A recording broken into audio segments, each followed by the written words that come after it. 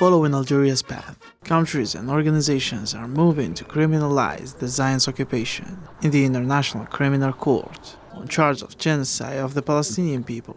South Africa, Colombia, Malaysia, Norway and Belgium and other countries have responded to Algerian president's call for the entity to be held accountable for its massacres.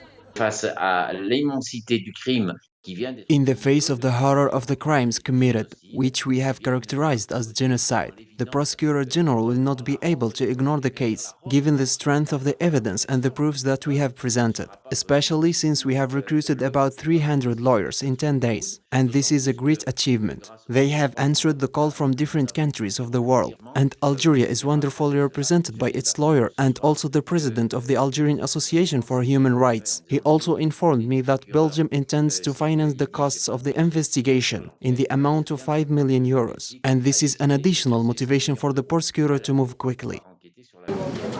As a prelude to finding a lasting solution in Gaza, Russia and China presented to the members of the UN Security Council a joint opinion on an immediate ceasefire. For his part, China's permanent representative to the United Nations, Zhang Shu, described the blockade imposed on Gaza Strip as collective punishment against civilians, calling on those named by third parties to avoid double standards.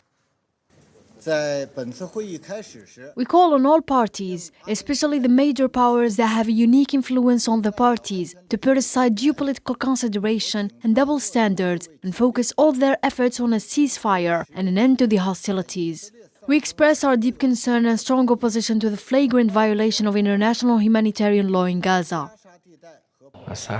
Meanwhile, Iranian President Ibrahim Raisi accused the United States of obstructing the efforts of ceasefire in Gaza, calling for an end to the Zionist bombing of Palestine. Americans stated in their statements that they do not want the war to expand. They are sending messages to us and to other countries that the war should not be expanded. Well, this statement in no way corresponds to their actions. Americans have provided fuel for this war machine in Gaza that commits crimes. The war machine is in America's possession. It is America that is blocking the ceasefire in Gaza. It is America that is expanding the war. The root of all this corruption is America. It seems that suffering and death in Gaza has prompted growing calls for halting 5 weeks of fighting in order to protect civilian lives in the densely populated territory.